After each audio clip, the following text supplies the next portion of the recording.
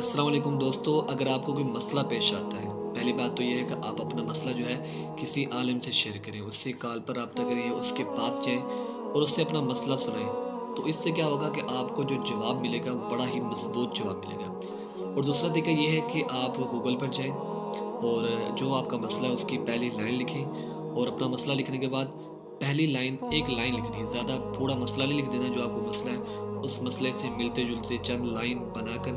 اس کی ایک لائن آپ نے لکھنی ہے،